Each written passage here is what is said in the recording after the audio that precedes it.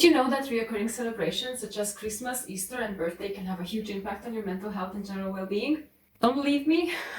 Just remember last time you had family dinner on Christmas Eve.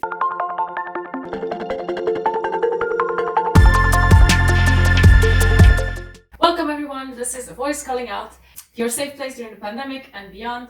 If you're new here, a very special welcome to you. It's very nice that you chose to watch this video. My name is Julia Hartmeijer, I'm a theologian and psychologist. And this channel is all about your mental health and your general well-being, and I'm using all the stuff that I've learned, that I experienced, to put it all together and empower you on your journey to a better and more fulfilled life. Well, this is a huge mental health topic in and of itself.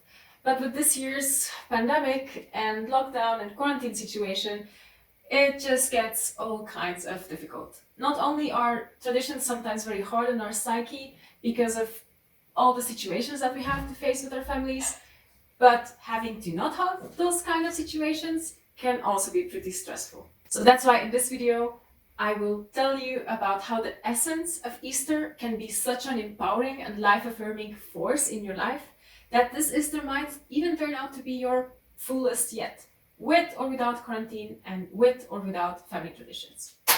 Let's dive into it. Now, in order for me to tell you how the essence of Easter can empower you and help you navigate through this year's quarantine celebrations, I need to tell you a story about my life. Some years ago, I was experiencing something in my life that feels freakishly similar to what the whole world is experiencing today.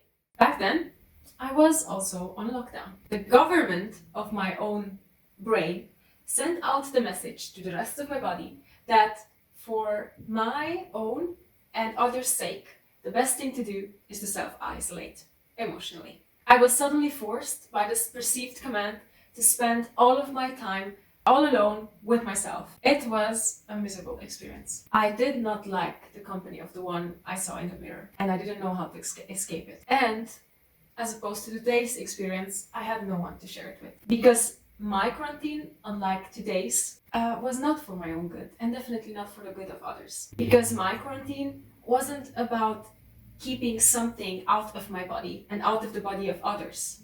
It was something that was keeping something inside my body. My quarantine was called depression. I hated that time of my life at that time with all of my being. I hated everything about the situation, mostly having to spend so much time alone with myself. But it brought me a huge gift. This gift is called being mentally healthy. And the road to it, in my case, was this incredible interplay of psychological healing and the biblical story of resurrection, the essence of Easter. I had to learn, with the help of amazing therapists and even more amazing friends and family who stayed with me at that time, that healing starts with connection, happens all the way through connection, and is being upheld by connection. So first, I had to learn to truly and deeply connect with the person in the mirror. And in that stage, I was able to learn to see this forgotten person in the mirror.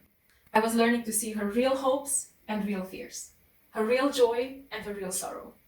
Sure, at first I only saw mostly the fears and mostly the sorrow, but I learned quickly enough that for the measure that I allowed myself to go through the hard feelings, that was the measure that I was able to connect with my happy feelings. And this is how I learned to connect more deeply with myself and my inner resources and my real self inside, with the people around me, with nature, and more importantly, with the reality that exists all around me. I realized that all that I was going through was not at all a singularity. It was actually a law of nature. And that is when I finally saw it. Each year, where I live in the Northern Hemisphere, nature goes through the circle of death and new life. It goes to dying in a symbolic kind of way in winter, and it comes again back to life in spring. And that is when we celebrate Easter, and for good reason. Every kind of religion that celebrates Easter in some ways has this core narrative that life triumphs over death. And it's definitely what my religion, Christianity, celebrates.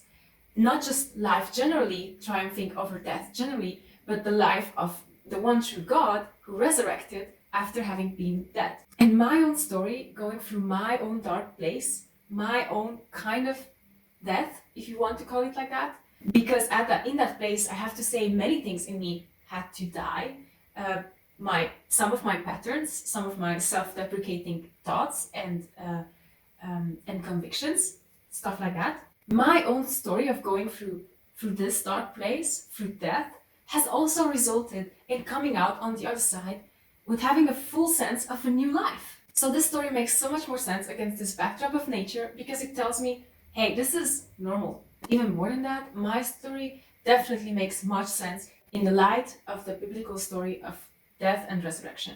Because this story is about a living God, a life-giving and life-affirming God, who reportedly wants nothing to do with death, going voluntarily through death and coming out even more living by resurrecting on the other side.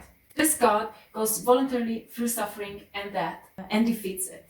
And it's not only that I look at the story of Jesus going through death and resurrection as something that gives me hope that life will always triumph over death and helps me confront all the death-infested parts of my life, knowing that it cannot affect me. Though it's definitely in a huge part that as well. At Easter, I celebrate a God who wanted to establish a connection with mortals. The living God wanting to have a relationship with death-infested people, because that's what mortals are. So much so that he took part in our mortalness. So much so that he mirrored us in what we are going through when we're dying, and what we are going through when we're suffering, and the pain that all this causes us. Not holding back one tear and not holding back any drop of blood. I talked in one of my previous videos about how empathy works through the mirror neuron system in our brains. We signal in through our brains what happens in the body of someone else. Without us having to go through that bodily, we can kind of perceive it in our brain. The living God did not only use his mirror neuron system to empathize with us, he used his whole body to do it. By doing that, because he is the God of life, he broke death by resurrecting. That is what resurrection means, that death no longer has effect. I, for one, I truly believe in this. It is the basis not only of my faith, but my entire life. And I am fully aware that you, listening to this video, might not believe in the story in the same way that I do. But I want to communicate to you my hope. And my hope is that if this story is true, then we have a true basis for hope that death can always be defeated.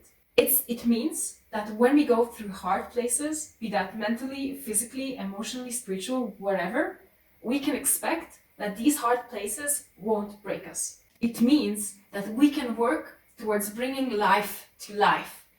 Be that in medicine, in therapy, as I do, or even by trying to rescue our planet from the effects of climate change.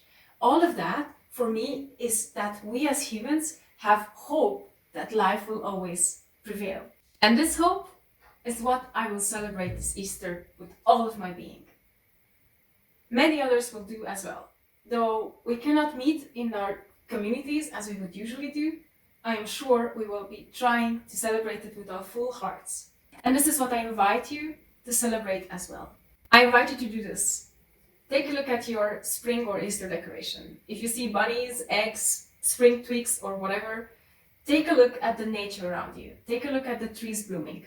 Take a look back at history and realize how many pandemics we have already defeated. And let it remind you, life has always a way to come through victoriously over death. For me personally, I see my faith being reflected in nature, being reflected in the way where I live, every spring, nature comes alive again. I see it reflected also in my mental health journey and the mental health journey of so many others who have gone through hard places and come out all the more living because of that. So yes, the situation we're in right now, we are very right to hate it. It's a hard one. And even if everybody's saying, oh, this is such a good opportunity to spend more time with the family or more time doing that or more time doing that, it's hard. And it was always going to be hard. And this is our chance to go through hard things as a global community and to come out on the other side better for it. So if this Easter is hard for you as well, then allow me to inspire you to have hope. So wherever you are, whatever you do this Easter, I just want you to know this thing. Life has overcome death, and it will always do that. So let it inspire you, let it give you hope, let it give you power for whatever you need at the moment. So let me know, where are you at the moment? Who are you? What are you doing? And how is the situation affecting you at the moment? I know everybody's asking about that, and probably you might not want to share with me these kind of things. But if you do, I would be so happy if you did that in the comments. And if you do that, take a moment and ask yourself, where have I seen life triumphing over that already in my situation? And leave me a comment with that as well. I would be so happy to connect with you guys and your stories and your stories of life and life affirmation in this situation. I will be also sharing how I am celebrating on Instagram. So if you want to connect with me over there, my profile is linked down below. Make sure if you follow me, also write me a private message so I can know that you've watched this video and you've been inspired by it. And if you like my kind of content, make sure that you also check out my other videos. And feel free to subscribe. I would love to have you as part of my community of A Voice Calling Out. And as always, take very good care of yourselves. Happy Easter if you're celebrating Easter. And